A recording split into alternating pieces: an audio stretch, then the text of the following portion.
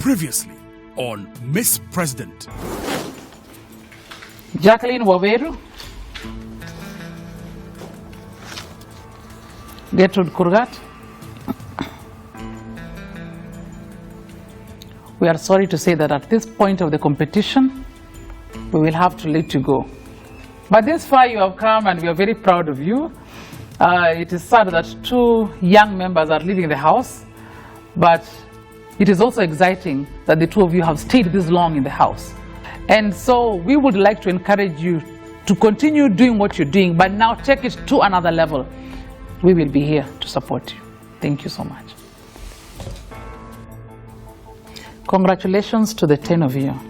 I'd like to announce that you are all on probation. And for that reason, from today, no more groups. It's an individual battle to the end. Each person has to fight their own race. You're either running to the top or walking to the top. I hope that the best person wins.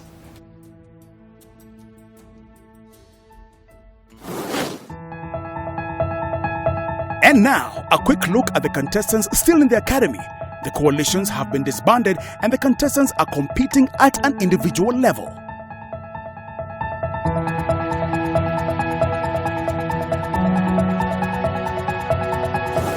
Now, let's meet our esteemed judges for this episode. I'm Dr. Zipporah Okoth. I'm a lecturer of film and theatre arts at Kenyatta University. I'm also the founder of the Lake International Pan-African Film Festival.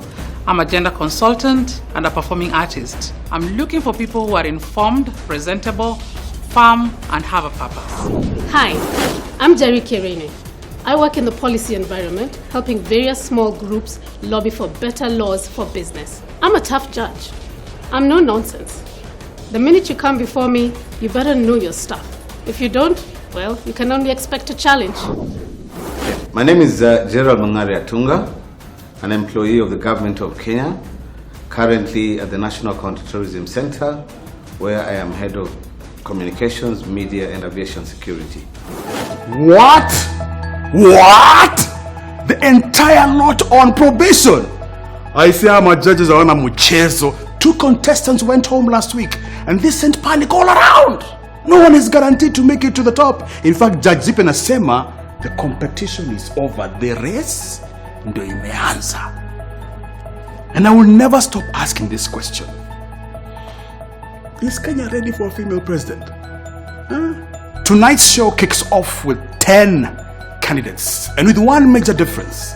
The parties have been disbanded, and every contestant is competing as an individual moving forward. You see what happens when you get the judges angry? Our checking now, Mtumazi. So tonight, who will stay? And who's going home? In the next series of episodes, the tasks get more complex, and a lot of thought and consideration must be given before the elimination. Each episode is filmed over a span of 2 days. Day 1 focuses on training and a possible site visit. Day 2, presentations, nominations, eliminations.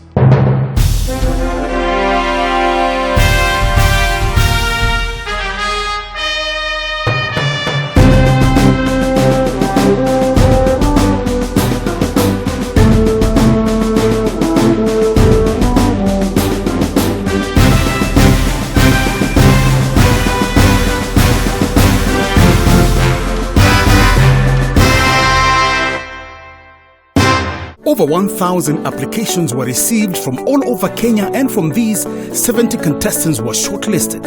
After a series of auditions, 40 women were selected and they are battling it out at the academy, where they are going through a process of training, tasks, challenges, problem-solving activities, presentations and eliminations to eventually be elected Miss President.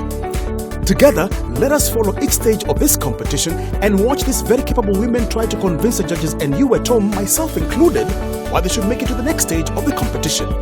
Here are the counties that are represented by the remaining contestants.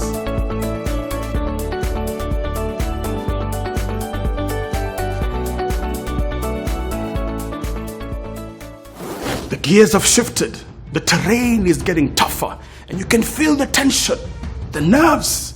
lakini pia the quick comebacks, wit and resilience of each one of our contestants as we continue on this path to leadership. What does our constitution say about national security? Our constitution of 2010 clearly states that the national security of Kenya shall be promoted and guaranteed in accordance with the following principles. Okay, what are these principles? Tuinge klasini and hear what Mwalimu has to teach us about national security. Also, hear what our contestants have to give in terms of their contributions and also see their presentations. I am Simi Werunga. I work in the security sector. At the moment, I'm the director of the East African Institute of Security Studies. My area of specialization is public safety and security. Greetings, Your Excellencies. Are you well? Yes. Yes, all smiles are still facing the aftermath, or recovering from the aftermath of the last episode. Yeah. At home, welcome. This is Miss President. Get your pens and papers out because we are in class now. The topic today, as far as our training is concerned, is security. And that's important, not just at home or within your community, but also as a country. More specifically because our contestants are battling for the prize of Miss President. Let's give a round of applause as it comes in. Mr. Simi Werunga, karibu sana. Thank you. We're going to discuss about national security. That has been domain of mine for many years. This is what the law says about our national security. It is the protection against internal and external threats to Kenya's territorial integrity, sovereignty, its people, their rights, freedoms, property, peace, stability, and prosperity, and other national interests. That one is in the Constitution. What are the principles? So one is the national security is subject to the authority of this Constitution and Parliament. Yes. That the national security shall be pursued in compliance with the law and with the utmost respect of the rule of law, democracy, human rights, and fundamental freedoms. One of the principles is respect for diverse culture of everyone in Kenya. And lastly, principle around reflection of diversity of the Kenyan people in equitable proportions. Yes. So anything that we talk about on national security, anything that goes contrary to what the Constitution says about our national security is null and void. Number two, it shall be pursued in compliance with the law and with the utmost respect to the rule of law, democracy, human rights, and fundamental freedoms. So what are our rights? Political rights is the right to vie, to belong in a political party. Socioeconomic rights are the right to better health care. In fact, it's not better quality health care.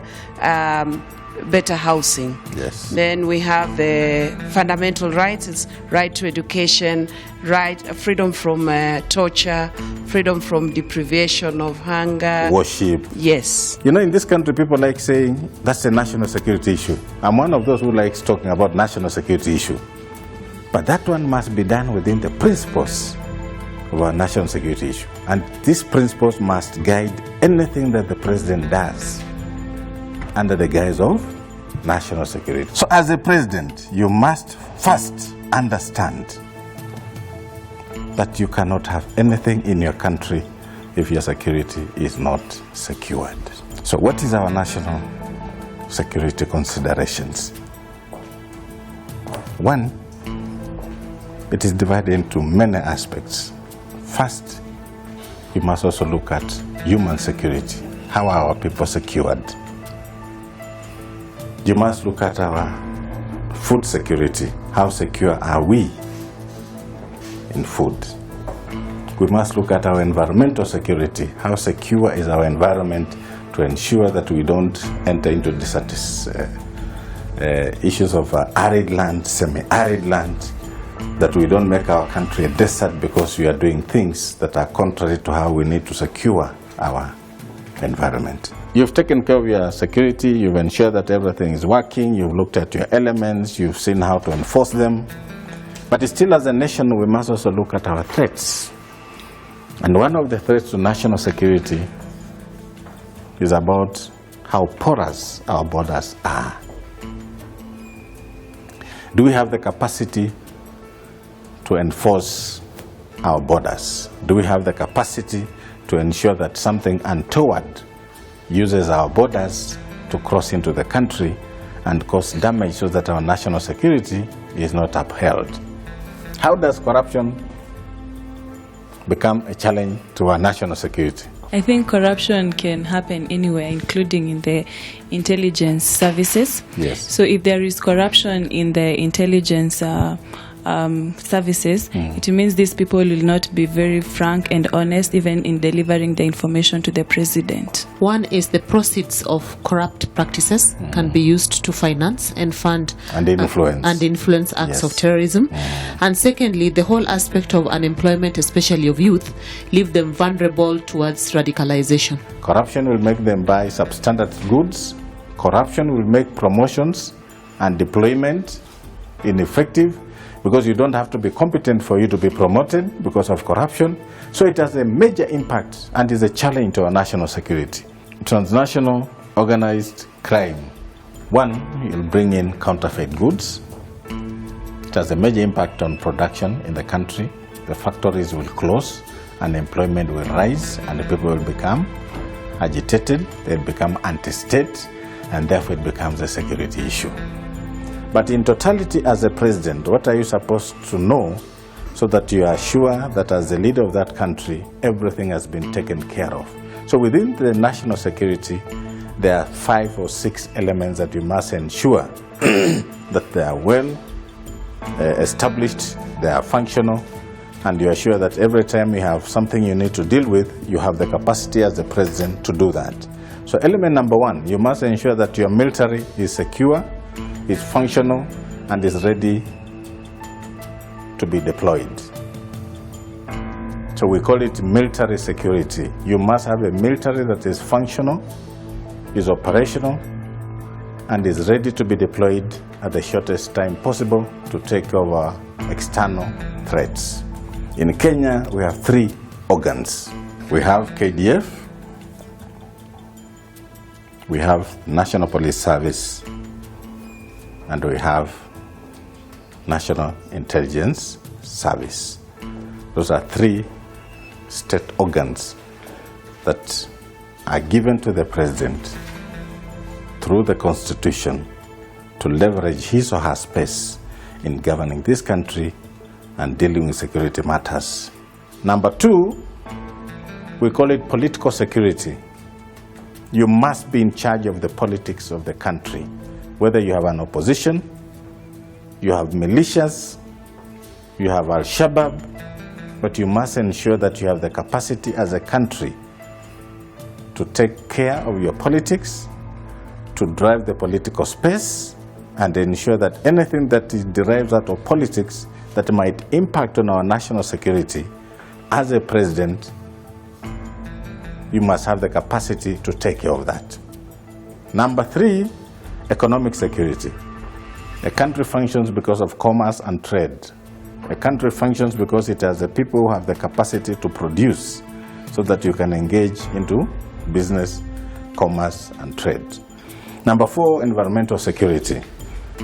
So we must be in charge of our environmental security. We must ensure that we can be able to manage what happens in our environment.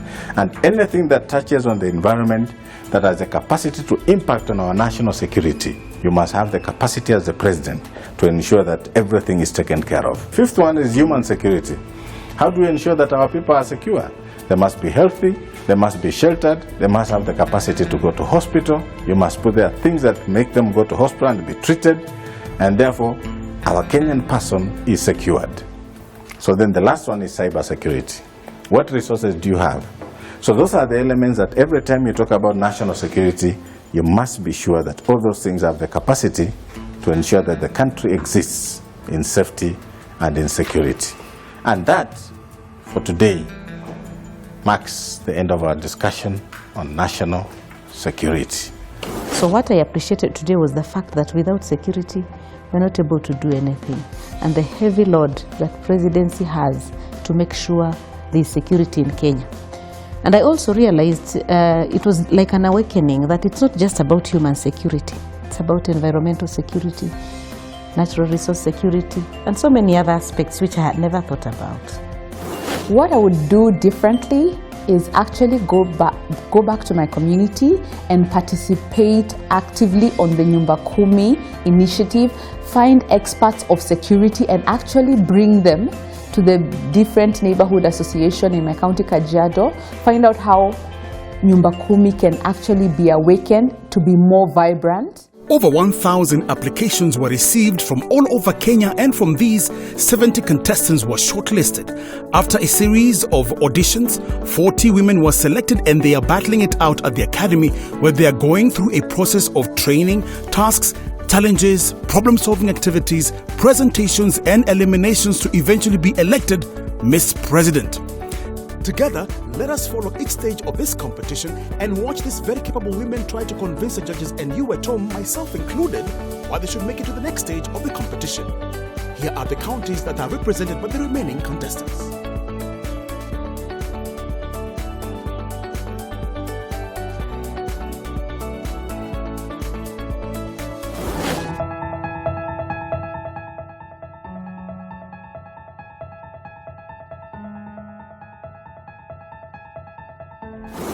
A quick summary of today's training.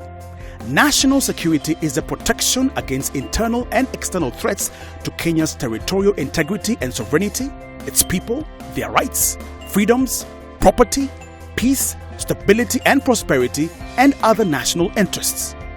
The national security of Kenya shall be promoted and guaranteed in accordance with principles provided for in the Constitution. And lastly, threats to national security include corruption, porous borders, and negative ethnicity. Now, 4 questions as you exercise. Which of the threats appear to you as the greatest threat facing Kenya's national security? You've already identified the threats. Now I'm asking you, what measures should the country take to ensure that our national security is sustained? The country is facing an external threat on its sovereignty. Which element of national security should you, as the president, utilize to retain your nation's integrity?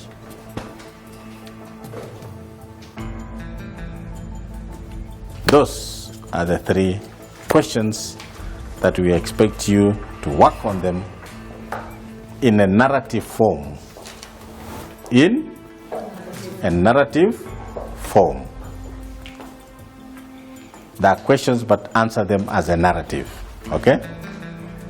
So even as you start writing, we shall be looking at the question, how you've captured it, but you make it a narrative. So what are we looking at? It must flow. Okay? So it is not answering a question. 1, this is the answer. 2, no. Make it a narrative. Are we together? Si wote tumeenda shule? So make it a narrative. We have come to the end of day 1. Since the parties have been disbanded, there will be no more group assignments. Each one of the contestants will have to come up with their own presentations and response to the assignment given. Day 2, and here we are. Remember, each assignment will be judged as a work of an individual, and I am so looking forward to seeing the presentations. Our contestants are always ready to give us their best shot in the true spirit of leadership. We are now in the task presentations. We have a guest judge today. His name is Gerald Mongare Atunga. He is the head of media communication, aviation security and certification in the National Counterterrorism Center. Let's be upstanding.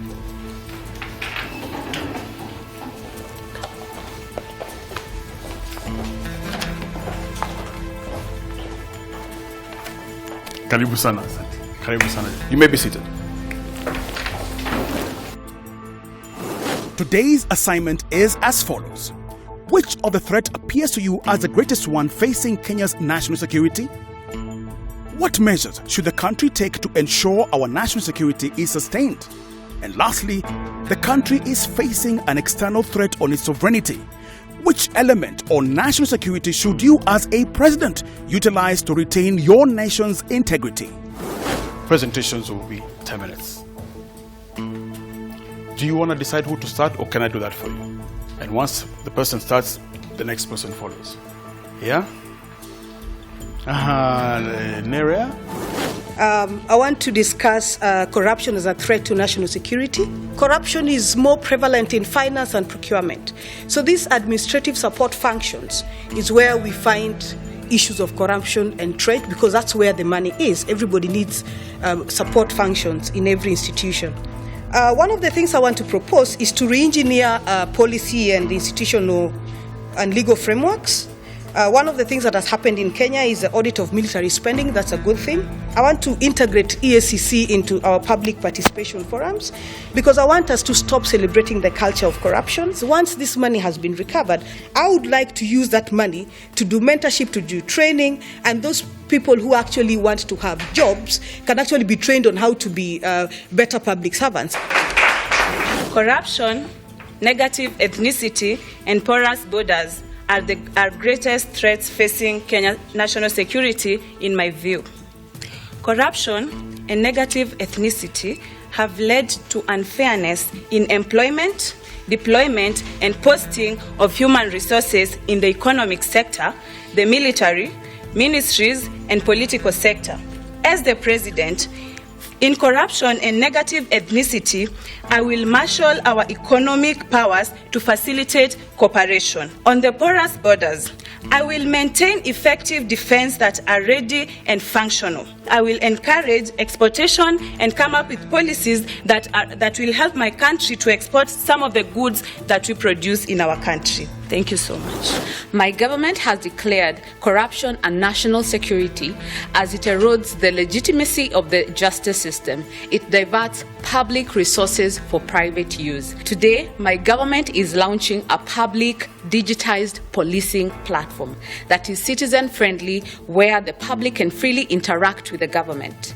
I call upon the justice institution to ensure heavy punishment of all guilty, corrupt officers. Finally, to strengthen public safety, I, as your president, champion and support and call upon the national, county governments and all Kenyans to team up and increase efforts and resources towards active enhancing security at the village and neighborhood level by cooperating through the Nyumba Kumi initiative. Thank you for your cooperation, and God bless Kenya. Terrorism is a national security issue because in any act of terrorism, lives, both military and civilian, is lost. Many get injured. Property gets destroyed.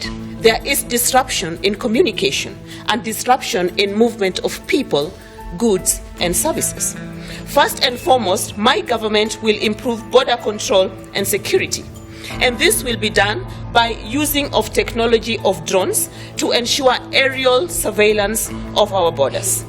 My government will also tighten the rules around virtual currency platforms, including our very own innovation, M-Pesa. We will strengthen systems to make them transparent and automated and remove all possibilities of human and cash interactions.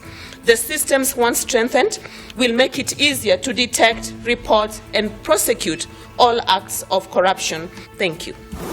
During the 1982, we faced the Garis-Guai massacre, which led to a lot of people dying. And up to today, that information is not declassified, 30 years after. So the following are strategies that I'm adopting as president. Implement constitution values such as principles of national justice, human rights, and supporting independent institutions like IPOA and the judiciary. To invest in youth empowerment programs, such as promoting entrepreneurship by availing incentives. Implement community policing initiatives, the Nyumba Kumi initiative. Do you know your neighbor?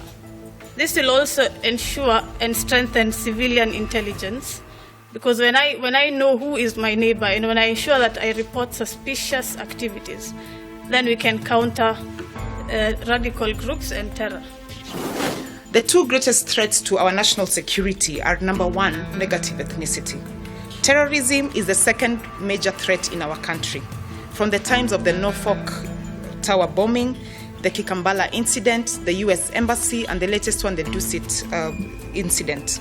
My government will ensure that not only do we prosecute any leaders or citizens that are found to be culpable, we will also ensure that their deliberate economic empowerment conditions to marginalized groups. When it comes to terrorism, my government will increase and step up intelligence gathering. The second thing that I will do is to strengthen the Nyumba Kumi initiative, ensuring implementation across the country. Thank you, and God bless Kenya. Environmental issues are threatening the global nation, our country, and I felt that I needed to address issues on environmental justice. We now recognize the vital role played by the youth in the environmental management and sustainable utilization of natural resources. I call on to you youths to initiate awareness, share ideas with family and community members on how to protect the environment. Use the power of your collective voice to advocate, lobby, lead campaigns towards adopting environmental friendly practices and policies. Mobilize your peers on social media or other online interactions to discuss, debates, and advocate for better environmental protection. One of the greatest threats facing Kenya's security is negative ethnicity. In 2014 and 2015, Nyeri County has lost 32 men, most of them being youths, to terror attacks in Mandera County as they worked in quarry mines. As a measure to address this threat, I have revived the Nyumba Kumi initiative, focusing on better structured information and sharing feedback mechanisms, with the members trained on detection and management of violent extremism at a local level, while at the same time providing ward-level forums for sharing accurate and factual narratives on violent extremism. A talent bank program is very, very important to help our youth transition through our system of education to our labor market. I will end with this quote from Russia's President Vladimir Putin. Terrorism has no nationality or religion. Two of the greatest security threats facing Kenya today is corruption and negative ethnicity. Corruption has grown deep roots, and particularly in our leadership. Today, I have taken radical measures in my government to ensure that we counter these two vices in our country. One, I have today launched a hotline toll number 111 for public use, and which is free and can access and is linked to our local facilities managed by national government administrative officers that have been posted to every devolved function. This hotline number can be used by anybody. So ukiona askari anachukua hongo, just text us 111 and the response time is 24 hours. For the government to avert negative ethnicity, peace building initiatives and through religious groups and non-state actors, and rapid response teams must be immediately operationalized. I am saying that national government administrative officials, together with the county governments, must be able to operationalize this as provided for in the County Government Act. Marsabit County is affected by two major issues that are security threats to our national government. One is negative ethnicity. Two is porous border between Ethiopia and Kenya. I therefore, as the chief commander, instruct the security agencies to refine community policing, because that is the only way you will be able to gather information on the conflict dynamics. I'm also instructing that we use the youth, the warriors, as KPR, National Police Reserves, so that they move away from cattle rustling to now be involved in resolving issues. And in terms of a porous border, I'm instructing our military to move down on the ground and seal out our borders. Not necessarily putting up a fence, but ensuring that we have modernized our military forces by ensuring they have equipment such as night visions, goggles, and also use drones instead of men to be able to detect the people who are coming in through the border to cause the ethnic clashes. God bless you all. Thank you. Nomination, of course, starts, so you know what the drill is about. Nominate one person, okay? As a person, I was really disappointed by her presentation today.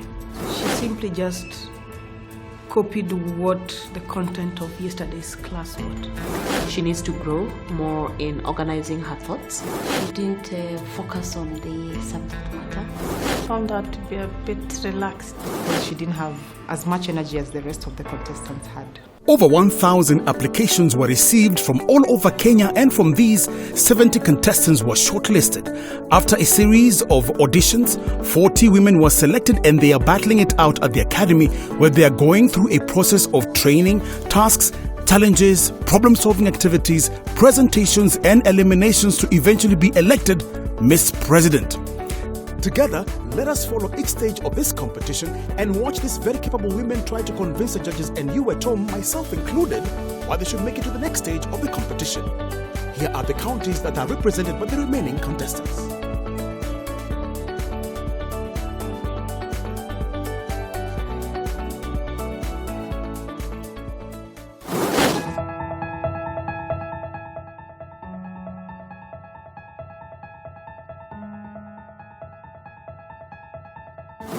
Welcome back. It's about that time when we get to the elimination section. Of course, before that, we speak to the judges, including our guest judge, Bwana Gerard. It's karibu sana. Good to see you. Thank you again. Dr. Zipi and Judge Njeri. Good to see you. Guest Judge Gerard, what do you think of their presentation? What do you think of their clarity on the topic or the subject? This being the first time they're coming out individually, they're yet to have a grasp of, either the subject matter as individuals or how to articulate issues to do with security. And not just security, but national security can be very tricky. There's a lot of experience, first of all, followed by trying to make connections, in that sphere with the global concerns. Makes sense. So don't expect too much of them as yet. There were mixed feelings in as far as moving from group dynamics to now individuality. And a lot of them say that for them, they are happy that a lot of their leadership qualities were hidden in the group dynamics. But it kind of played out differently today. Yes, the group dynamics worked well. Yes. But right now, as individuals, people have to up their game. There's no more giving away ideas like, oh, it was so-and-so's idea. I gave this point, but they did not present it. Now it is you alone on the race. However, I feel some people are on a walking race, while we want people to be on a running race. Yes. Yes. You feel the same also? As the president, you also have to choose who your security men will be. You must immerse yourself in issues, which is what I felt they have not shown us. So they must really immerse themselves in what are the security concerns. Right. So as we're heading towards the top one, we're expecting them to really up their game. Yeah. Makes sense. Paradoxically, however, there is nothing that is not connected to security. True.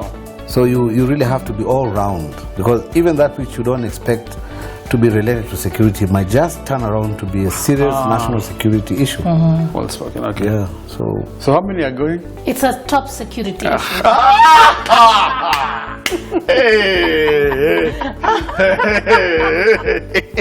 right, we'll be right back. Stay with us. We have come to that moment that will decide the fate of someone tonight. Who will stay? Who will be put on probation? Hello, ladies. We are excited to be meeting the top 10 of the first edition of the Miss President show in Kenya. Your exercise today was easy and hard, in that it was the first time people were doing exercises in their own individual capacities. As a president, we have to see you in your full capacity. Let me introduce my judges on the bench. On my left is Judge Njeri. On my right is Judge Gerald. If I call your name, occupy the seats in front. Pantoren Elizabeth, Lucy Daisy Mwangi, Mulher Arun, and Shamala Immaculate. I will hand over to Judge Njeri to start. Shamala Immaculate, please stand. So in summary, tell me what you learned from today's lesson. In today's lesson, there's something I learned, that we need to connect issues in order to have better results. For example, the task that I had was, I saw environment as a national threat in terms of security. What amongst the three things I'm going to ask you right now is actually a threat? Is it the climate that is a threat? Is it the lack of sustainable livelihoods that is a threat? Or is it the outcome that is the threat? I come from a county where we have a lot of, we are the basket of food basket of maize. So if there's poor or low rainfall, that means we will have a problem with food. So there'll be food insecurity and people will not be able to be fed. Okay. Do you see the need for clarity in your thought process? Yes, I do. So Lucy Daisy, what do you believe the role of the president is in national security matters? The role of the president is to ensure that everyone in the country is secure, be it food security, be it economic security, be it the military security, all the elements of the national security. Okay. So I'll put it to you this way. The role of the president in national security matters is to ensure domestic tranquility. Have a seat. Harun Mohammed, having listened to you, there are some incidents that have happened in the past that are not very good incidents, and some of these incidents have on occasions caused a lot of tensions amongst communities. What do you think would be the best remedy to deal with certain incidents which are best left to history? The first step for me would be declassifying that information, because when I came to know that why my people have been affected in 1, 2, 3 areas, I went to Kenya archives and I could not find that document. And I looked through the database and I asked the man who was there, where is this information? I want to know about the Shifta War. I want to know about the Garis Guai, but it's not there. So I think the best way to just forget about that injustice is to, first of all, extend a hand of peace and show them that we are one. Declassification would be the first step. After that, not necessarily just compensating them, but making them feel like they're not second-class citizens.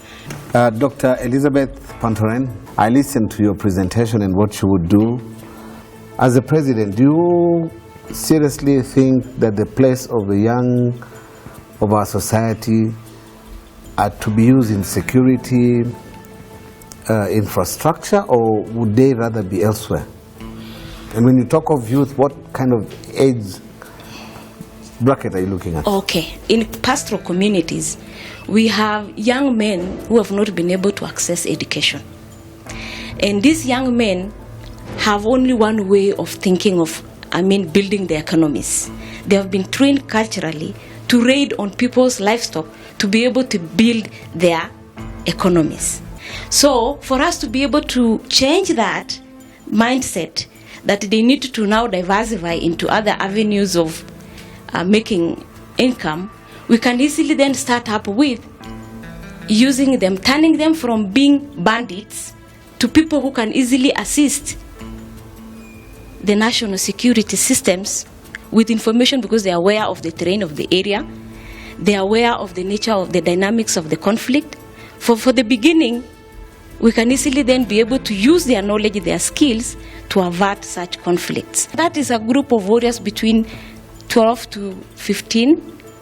those that have not gone to school. There are also those who have gone to school, but they can easily be identified and then be put into other programs like NYS, like Army, and be able to be productive in the society. Thank you, Dr. Elizabeth. Thank you, Judge Zippy. Before I proceed to the next elimination process, let me invite our guest judge, Gerald, who's a specialist in security, to maybe give you a word or two.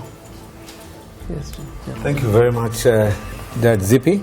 Security is a foundation of stability anywhere in the world. It's not a uniquely African, Kenyan, scenario, but everything else is built around security. So a threat is a statement of intention to inflict pain, injury, damage, or other hostile action on someone in retribution for something done or not done, commission or omission. But it is a statement. Most times it will emanate from a human being through spoken, written, or action. Thank you very much, Judge Zippy. Shamala, you came out ready to redeem yourself from your morning presentation. So I'll just say, continuously personalize the issues and apply them nationally. At least it is good that you now understand how you can look at the threat and not to look at an issue as a threat. Lucy Daisy, avoid cramming. When you were asked questions on the role of the president in terms of national security, it sounded so book-like. We didn't feel a touch of Lucy, you get it? We're talking about threats having a human touch. Now threaten us with your intelligence. Let us feel your passion. Let us feel your free flow of thought when you speak, when you say things. And this also came up in your presentation. It felt like you had taken everything that you were taught yesterday and compiled it into something beautiful, and that's why it was all over the place. And that also felt the same today when you asked about the role of the president, Commander-in-Chief. Everybody knows that. But according to you, in few words, what could you tell us? Harun Mohammed, you are dealing with something that existed, 3 decades before you were born. It was in 1982. At this stage of your life, you have the Kesho Alliance Project. You are there to help create solutions for your community. Why are you focusing more on the challenges instead of more on the solutions? Pantoren, in the morning you talked about having the warriors to work as police reserves, yeah? Right now, you've talked about the warriors being the age of 12 to 15 and others being past the age of 18. The solution should be to take them back to school so that they are very engaged in finding solutions that can work for their community, not making them police reserves. So I found that you got out of touch with our constitution. It is not okay. Not with me, and I don't think not with everybody. Up it. Shamala Immaculate, Lucy Daisy Mwangi, Harun Mohammed, and Pantoren Elizabeth. If you never called today, your lucky day. I don't know how many you'll have throughout this year. We will allow you back into the house. However, you're all on probation. You can have your seats.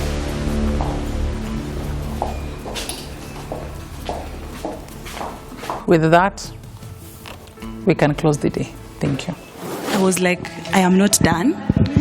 Do you feel like, no, there is something, I am holding on to something? Then you're like, God, no, not today. So there is something that I was holding on, and I think my work is not yet done. Yeah. You can see from my face. You've been shaking. Anything can happen. But top 3 niko.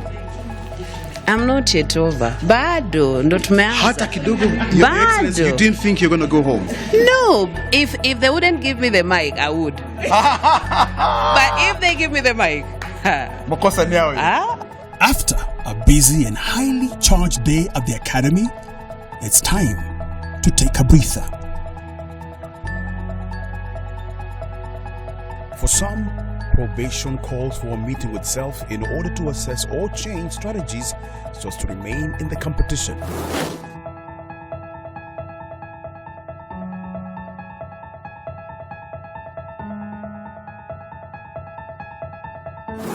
No one went home today. What a relief for the contestants. Lakini, that does not mean that all can relax and take it easy. It all gets tougher now as the groups have been disbanded and it is everyone for herself. Join us next week as we tackle yet another interesting topic and task on the next episode of Miss President. For now, take a moment to reflect on the topic we have just tackled in today's show. Thoughts, opinions, compliments, suggestions, tweet us on media_focus, Facebook at Media Focus on Africa, Instagram at Media Focus on Africa. Share your thoughts. We want to hear from you. Everything is possible. Impossible just takes a little longer. Wendy Ackerman, co-founder and an executive director of Pick and Pay Stores.